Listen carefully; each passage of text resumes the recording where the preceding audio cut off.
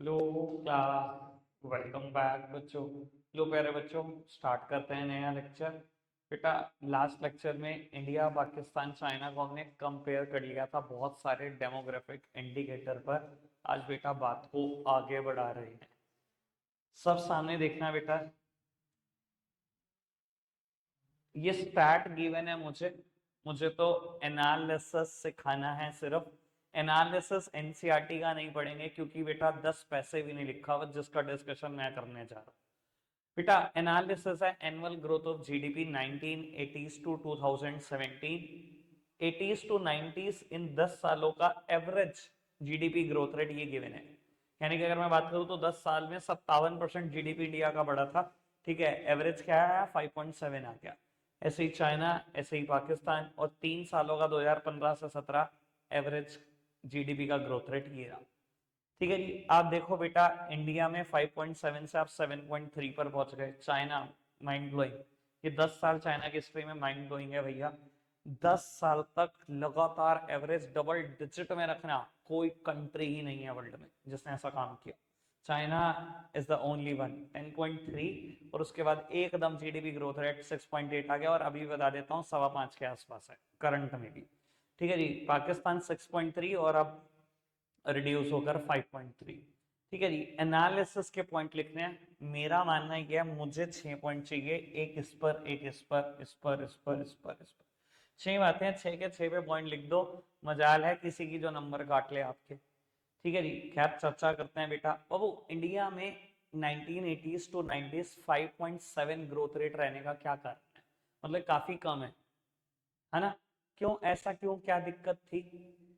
बेटा, तब तक ना सब कुछ पब्लिक सेक्टर के हाथ में था, है ना? पीएसयू को तो लीड रोल दे दिया था हमने 1956 में, और 1991 में हमने जाके प्राइवेटाइजेशन करा। यानी कि सब कुछ पीएसयूज के हाथ में था इस टाइम पीरियड में भी।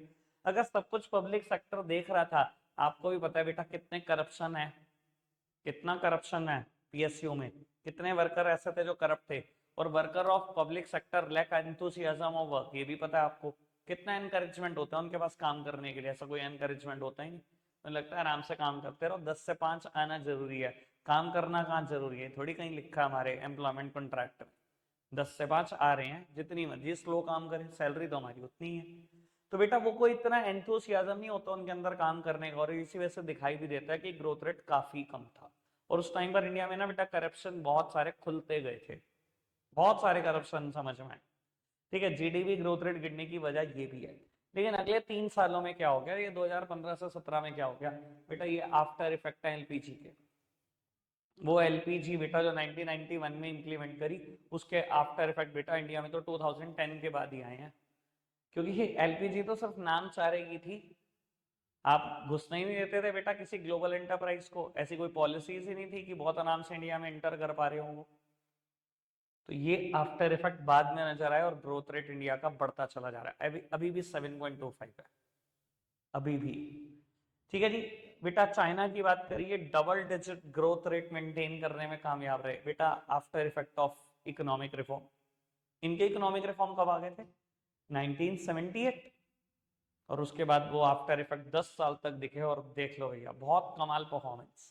लेकिन 2015 से 17 में इनको क्या हो गया, काफी नीचे आ गए, बहुत ही नीचे आ गए। इतना क्या दिक्कत हो गई बेटा? दिक्कत एक आध तो है ही नहीं, 3 4 दिक्कतें हुई। सबसे पहली दिक्कत क्या थी बेटा?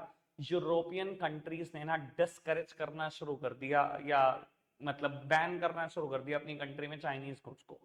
जैसे हमें भी तो बोला गया बहुत बार, हमने भी तो सोचा चाइनीज गुड्स को बैन कर दे, अच्छा चाइनीज पटाखे, चाइनीज मांझे। ठीक है ना, हमें हमें भी तो बहुत दिक्कत होती है। कितनी बार कहते हैं ना बैन कर देंगे हम चाइना के प्रोडक्ट को। ठीक है, हम हमें बोलने के लिए, बैन तो हम कर नहीं सकते। ठीक है जी, लेकिन यूरोपियन कंट्रीज ने सच में डिस्करेज करा है, और बेटा इनको काफी टाइम तक डिस्करेज करा है। तो वो फर्क दिख रहा है बेटा यहाँ पर। क्योंकि यूरोपियन कंट्री एक आध तो है नहीं, 27 28 देश हैं। 27 28 देश मिलकर डिस्करेज करेंगे तो बहुत अच्छा खासा इंपैक्ट पड़ जाएगा। एक तो वजह ये रही। दूसरी वजह करप्शन। बेटा, जैसे इंडिया में बहुत करप्शन रहा है टाइम पर, चाइना में भी बहुत करप्शन रहा है। ठीक है, अभी मैं कुछ टाइम पहले पढ़ रहा था, और इसी टाइम पीरियड के आसपास की कहानी होगी। एक मेयर बना वहां पर, ठीक है ना, जैसे हमारे सिटी का मेयर बनते हैं। ठीक है, मेयर रैंक का कोई ऑफिसर था, उसके घर से 100 करोड़ से भी ज्यादा रकम मिली। 100 करोड़ से भी ज्यादा रकम। तो चाइना में भी करप्शन उतना ही है बेटा जितना इंडिया में है। ठीक है जी, इंडिया में तो अब हालात बहुत बहुत सुधर रहे हैं, पर भैया चाइना में बहुत करप्शन मिला था इस दौरान, तो उसकी वजह से भी जीडीपी इतना ग्रो नहीं कर पाया। जब देश के लोग ही खुद लूटेंगे बेटा तो दिक्कत तो होएगी, नई इन्वेस्टमेंट नहीं मिलती इकोनॉमी को। ठीक है जी, दोनों बातें समझ में आई, यूरोपियन कंट्री का डिस्करेज करना और करप्शन। तीसरी बात बेटा, स्किल्ड वर्कफोर्स माइग्रेट कर रही थी दूसरी कंट्रीज को। ठीक है ना, हमारे यहाँ भी तो यही है ना, डॉक्टर बन गए, अरे छोड़ो यार इंडिया में क्या मिल जाएगा यार। ठीक है जी, बाहर हमें अच्छी खासी अट्रैक्टिव सैलरी मिलती है, चलो जी चल दो फटाफट से बैग बांधा और चल दिए फौरन। यही करते हैं ना भैया स्किल्ड वर्कफोर्स, तो भैया चाइना में भी यही करती है स्किल्ड वर्कफोर्स। अगर स्किल्ड वर्कफोर्स ही नहीं रहेगी तो बेटा नया प्रोडक्शन करोगे कैसे।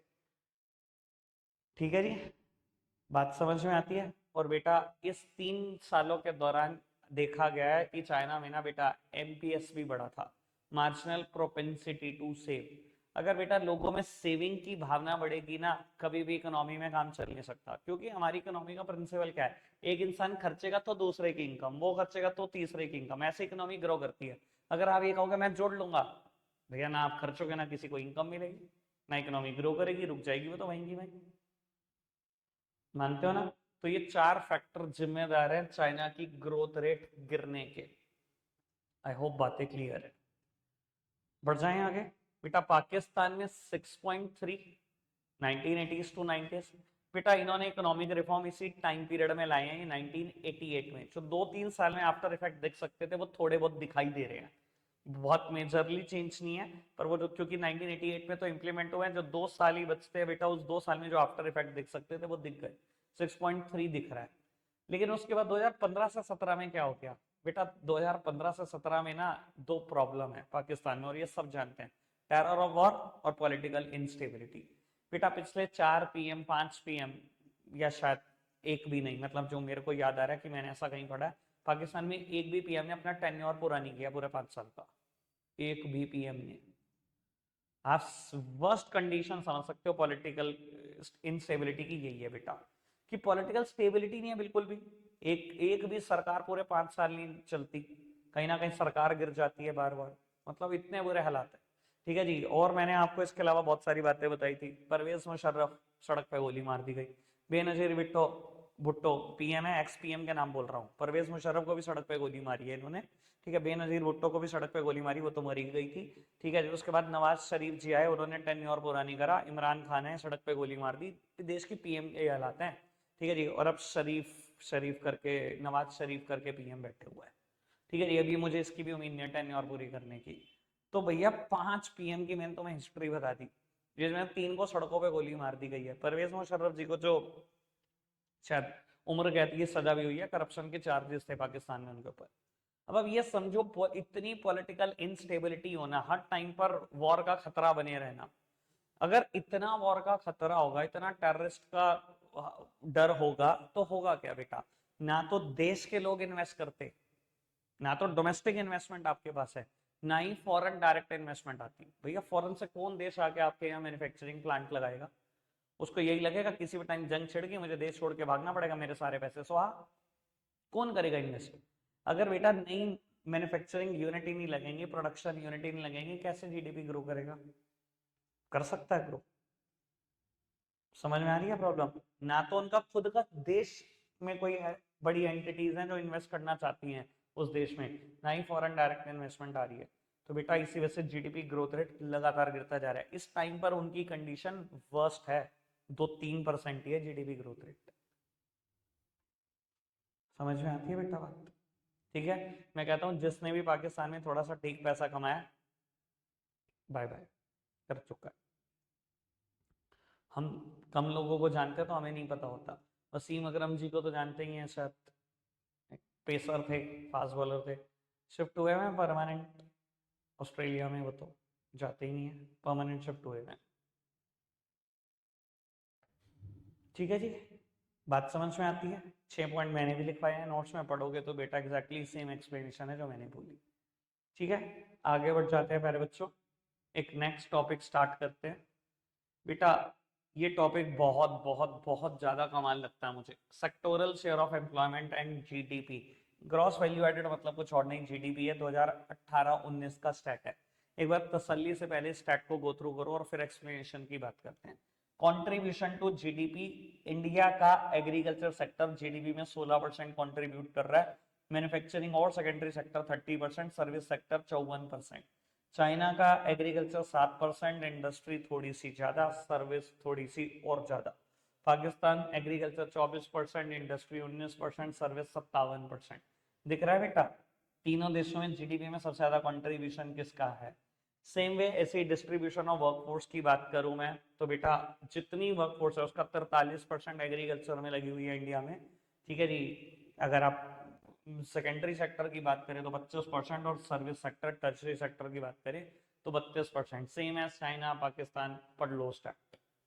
आई होप स्टैट पढ़ना तो आ गया कि कैसे लिखा हुआ है, ठीक है। एक्सप्लेनेशन के 6 पॉइंट तो बनते हैं मेरे हिसाब से, ठीक है ना जी। अब आप 6 पॉइंट देख लो भैया कैसे कैसे एक्सप्लेन करना चाहते हो।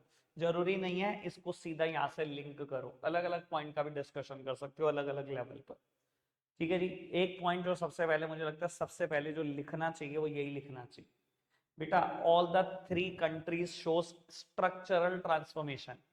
स्ट्रक्चरल ट्रांसफॉर्मेशन तीनों कंट्री में है। Now the agriculture is not more a principal contributor to GDP. किसी भी देश में बेटा एग्रीकल्चर प्रिंसिपल कंट्रीब्यूटर नहीं है जीडीपी में। आप देखो तीनों कंट्री में बेटा प्रिंसिपल कंट्रीब्यूटर क्या है, सर्विस सेक्टर है ना, तो एग्रीकल्चर तो नहीं रहा किसी टाइप में। तीनों कंट्री में agriculture is the principal contributor to GDP. पहला पॉइंट मेरी तरफ से डन है, बाकी आपसे उम्मीद कर रहा हूँ कुछ तो गेस करो।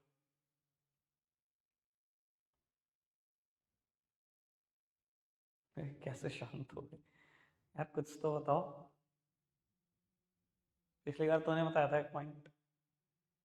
हाँ बता, मेरे को याद है तूने क्या बताया था, मैं भी बता सकता हूँ क्या बताया था। बाबू ये पॉइंट वैसे मेरी लिस्ट में चौथे नंबर पे है। आप एक बात समझो यार, देखो देश की 43% पॉपुलेशन कहाँ लगी हुई है, एग्रीकल्चर में।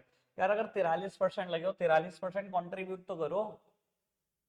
मतलब 43% देश की पॉपुलेशन को लगना है एग्रीकल्चर में, contribution to GDP only 16%। Only 16%, उसका हाफ भी नहीं।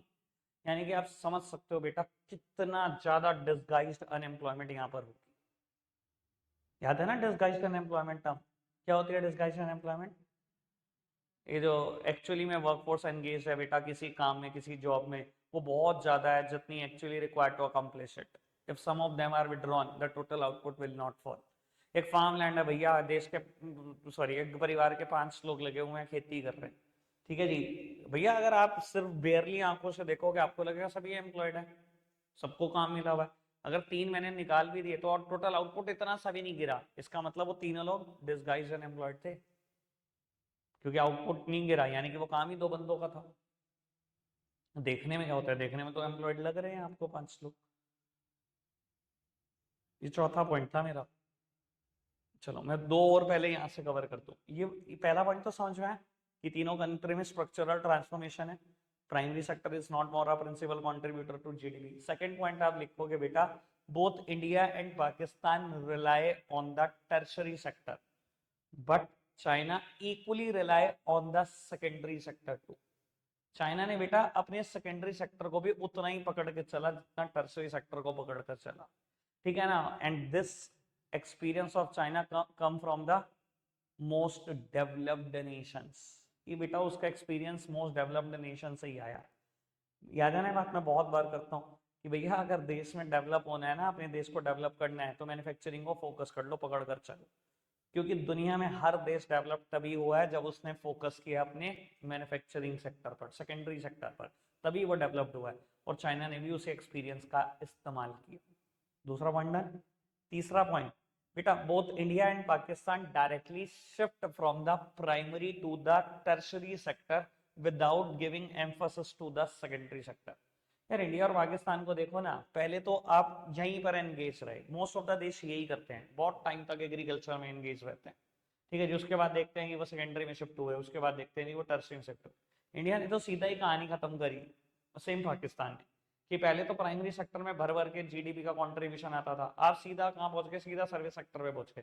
सेकेंडरी सेक्टर कभी आपका मुद्दा ही नहीं रहा, कभी आपका फोकस ही नहीं रहा। और ये सबसे बड़ी प्रॉब्लम है इंडिया के डेवलप्ड ना होने के लिए। इंडिया आज तक डेवलप नहीं हो पाया, यही वजह है बेटा क्योंकि आप कभी मैन्युफैक्चरिंग हब ही नहीं बने बेटा, आपने कभी मैन्युफैक्चरिंग को फोकस ही नहीं किया। 3 बातें डन, आगे बढ़ जाए बेटा। India is able to generate the output, बहुत इंडिया एंड पाकिस्तान आप कह सकते हो, या ऑल द 3 कंट्रीज भी कह सकते हो बेटा। India and Pakistan able to generate the output outside agriculture. ये देखो बेटा हम कितना आउटपुट जनरेट कर रहे हैं outside agriculture, 84% output, 84% output agriculture के बाद। क्या बेटा एम्प्लॉयमेंट आउटसाइड एग्रीकल्चर हम क्रिएट कर पाए? या सिर्फ 57% एम्प्लॉयमेंट है आउटसाइड एग्रीकल्चर, 43% एम्प्लॉयमेंट अभी भी एग्रीकल्चर में। बेटा आउटपुट आउटसाइड एग्रीकल्चर तो जनरेट कर रहे हैं, एम्प्लॉयमेंट आउटसाइड एग्रीकल्चर जनरेट नहीं हो रही हमसे। बेटा इसी प्रोसेस को बोलते हैं जॉबलेस ग्रोथ प्रोसेस। बहुत ग्रोथ है, ये देखो कितनी ग्रोथ कर ली भैया हमारे सर्विस सेक्टर में। देश का 54% जीडीपी लाता है, 54% पॉपुलेशन को नौकरी तो नहीं देते बेटा। जॉबलेस ग्रोथ प्रोसेस नहीं है, दिख रहा है जॉबलेस ग्रोथ प्रोसेस, इसे ही बोलते हैं जॉबलेस ग्रोथ। जीडीपी तो ग्रो कर रहा है फास्टर रेट से, जॉब उतनी तेजी से क्रिएट नहीं हो पा रही। ठीक है जी, तो ये है भैया कुछ एनालिसिस मेरी तरफ से इस टॉपिक का। बढ़ जाए आगे, मैं आपको बता रहा हूँ बेटा देखो, ऐसा भी हो सकता है कि जब आप ये पिछले 10 ईयर्स देखो ना, तो ये जो स्टैट था ये जरूरी नहीं है 15-17 का आ जाए, ये 2022 से 24 भी आ सकता है। ये जरूरी नहीं है 80 to 90 आए, 90s to 2000 भी आ सकता है। और आप देखोगे पास्ट ईयर में बड़े सारे एनालिसिस निकलेंगे, बड़े सारे एनालिसिस। आपको लगेगा चैप्टर मैंने पढ़ा क्या है, इतना कुछ तो नया निकल गया, इतना कुछ करने के बाद, पूरी एनसीईआरटी अच्छे से खाने के बाद। भैया यही इसलिए बोलता हूँ आईडी मुश्किल है, इसीलिए तो बोलता हूँ कुछ भी नया देगा सीबीएसई, कुछ भी नया। आपके पास स्किल डेवलप करो एनालिसिस के, जब पूरा चैप्टर अच्छे से पढ़ा होगा ना तो आपको पता होगा अच्छा चाइना में इस टाइम पर ये हुआ था, ये हुआ था, ये हुआ था, उसके हिसाब से आपको मॉडिफाई करना पड़ेगा अपने आंसर। ठीक है ना जी, चलो खैर आगे बढ़ते हैं। ये जैसे 2018 का सेट है, मुझे थोड़ी पता है 2018-19 ही आएगा, कुछ भी आ सकता है भाई। अब तो कंपेटेंसी बेस्ड क्वेश्चन है, सीबीएसई ने तो क्लियर कर रखा है मुझे 50% से ज्यादा कंपेटेंसी बेस्ड क्वेश्चन देने हैं भैया, वो देखेगा आपकी कंपेटेंसी, अब कुछ भी करेगा वो उसके लिए। ठीक है जी, चलो खैर आगे बढ़ाते हैं। बाबू ये टॉपिक मैंने नहीं लिखा है, पर अगर इसकी जरूरत पड़ेगी तो मैं लिखने में इंटरेस्टेड हूँ, लिख दूंगा। चलो खैर अब बात करता हूँ सबसे इंपॉर्टेंट टॉपिक इस चैप्टर की, ह्यूमन डेवलपमेंट इंडेक्स। बेटा ये क्या चीज होती है ह्यूमन डेवलपमेंट इंडेक्स? बेटा ह्यूमन डेवलपमेंट इंडेक्स में ना बहुत सारे सोशियो इकोनॉमिक पैरामीटर्स पे ना कंट्रीज को जज किया जाता है, और आउट ऑफ 1 नंबर दिए जाते हैं कि एक में से कितना नंबर आपका है। ठीक है जी, सारी के सारी कंट्रीज को क्या ह्यूमन डेवलपमेंट इंडेक्स में क्या सोशियो इकोनॉमिक पैरामीटर, बहुत सारे सोशल पैरामीटर, बहुत सारे इकोनॉमिक पैरामीटर, लगभग 9 पैरामीटर से मिलकर बना ह्यूमन डेवलपमेंट इंडेक्स है। और इन 9 पैरामीटर को 1 में से हम डिनोट करते हैं, 1 मार्क्स में से। 1 मार्क्स में से जितने मिलेंगे उस हिसाब से देखते हैं भैया कंट्री कितनी प्रोग्रेस कर रही है। ठीक है जी, बेटा कौन कौन से पैरामीटर इसमें है? एक तो बेटा लाइफ एक्सपेक्टेंसी, जितनी ज्यादा उतनी बढ़िया देश की life expectancy. Then adult literacy rate, then percentage of population below poverty line, infant mortality rate lower the better, maternal mortality rate lower the better. ठीक है ना, percentage of population having access to improved water resources, percentage of population having access to improved sanitation, percentage of under nourished children and GDP per capita. बेटा 9 factor ऐसे हैं जिनको मिलाकर बनाया गया HDI, ह्यूमन डेवलपमेंट इंडेक्स। ठीक है ना जी, इन 9 पैरामीटर्स को अगर आप कंबाइंड कर दो तो एक इंडिकेटर फ्रेम होता है जिसको हम ह्यूमन डेवलपमेंट इंडेक्स कहते हैं। ठीक है जी, अब देखो बेटा स्टैट तो इतने भारी भरकम है कि 9 के तो पहले स्टैट ही सोचो, तीनों कंट्री के 27 तो यही बैठ जाएंगे बेटा। उसके बाद इनके 1 में से मार्क्स भी हैं, उसके बाद इनकी 1 में से रैंक भी है। भैया करते करते ही जान निकल जाएगी, करते करते ही जान निकल जाएगी, फायदा ही नहीं है। मैं उतना ही कराऊंगा जितना याद रखा जा सकता है, जितना याद रख सकते हो। चलो खैर मैं थोड़ी सी चर्चा कर देता हूं कि मुझे क्या क्या आपसे याद कराना था इसमें। बेटा सबसे पहले मार्क्स किसको कितने मिले? चाइना को बेटा मार्क्स मिले हैं 0.1 में से 0.761, इंडिया को मिले हैं बेटा 0.645 और पाकिस्तान को 0.557। ये आउट ऑफ 1 मार्क्स मिले हैं। रैंकिंग कोई बहुत अच्छी नहीं है बेटा तीनों ही कंट्री की। चाइना भाई बहुत बहुत दूर बैठा है, 87 रैंक है यार, 192 195 के अप्रॉक्स कंट्रीज हुई पड़ी है। 87 रैंक होना कोई बहुत अच्छी चीज तो नहीं है। इंडिया तो बहुत खराब, पाकिस्तान और ही खराब, कहीं से कहीं तक, दूर दूर तक भैया कहीं आसपास भी नहीं हो, ठीक है ना, बहुत दूर दूर बैठे हो। ठीक है, इसके अलावा लाइफ एक्सपेक्टेंसी की बात शायद 76.9 चाइना में है। देखो वैसे एक की याद कर लो, लगभग सारी याद हो जाती है। मैंने कैसे किया हुआ है, 76.9 है ना, 69.7 इंडिया में, ठीक है, और पाकिस्तान है क्या 67.3। मैंने ऐसे किया हुआ है, मुझे भी कोई इतनी फिगर थोड़ी याद रह सकती है। सबसे वर्स्ट तरीका ढूंढो याद रखने का, हमेशा याद रहेगा, गंदे से गंदा तरीका, उल्टे लॉजिक से याद करो चीजें, तभी याद रहती हैं। ठीक है जी, मैंने देखो मैंने आपके सामने कि मैंने कैसे याद किया, मैंने तो ये भी बता दिया तरीका। ठीक है, और एक चीज जो मैं चाहता हूं और याद रहे वो है जीडीपी पर कैपिटा, और ये बेटा डॉलर्स में गिवन है। जीडीपी पर कैपिटा यानी कि एक इंसान के हिस्से में कितना जीडीपी आता है।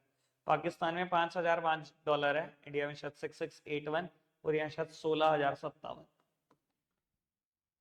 ठीक है, तो बाबू ये 4 स्टैट्स हैं जो मैं आपसे चाहता हूँ याद करो, मतलब 4 का मतलब तीनों कंट्री के करोगे तो 12 हो जाएंगे। ठीक है ना यार, ऐसे ही थोड़ी आईडी मुश्किल है, 250-300 स्टार्ट हो जाते हैं बस, और कोई दिक्कत नहीं है, बाकी सब कुछ ठीक है। अभी जो मैंने स्टार्ट पढ़ाया आपको इससे पहले 2018-19 का कंट्रीब्यूशन टू जीडीपी और वर्कफोर्स का शेयर, और उससे पहले जो पढ़ाया 20 to 19 जीडीपी कितना रेट पे ग्रो करा 15 to 17, ये सब याद रखने हैं, सब याद रखने हैं। ठीक है, सिर्फ एनालिसिस नहीं याद रखना, ये याद रखने हैं स्टैट्स। मैं नहीं कह सकता कि पेपर में जरूर है गिवन होगा, वो तो कह देंगे 15-17 की जीडीपी ग्रोथ के बेसिस पे कंपेयर कर दो, फिर क्या कर लोगे अगर पता ही नहीं होगा तो। समझ में आती बात? तो बेटा आज 3 टॉपिक मैंने कराए हैं, बस एक काम कर दो तुम, तीनों के स्टार्ट याद रख के, मैं चैप्टर उड़ा सकता था, मैंने थोड़ा सा छोड़ दिया, इसी वजह से छोड़ दिया कि मैं एक दिन में अगर 4-5 टॉपिक ऐसे इतनी तेजी से करा दूंगा तो याद करना उतनी तेजी से पॉसिबल नहीं है इसको। तीनों के स्टार्ट याद करके बता दो बस 10 मिनट में। ठीक है जी, आज के लिए इतना ही रहे हैं, बाय बाय।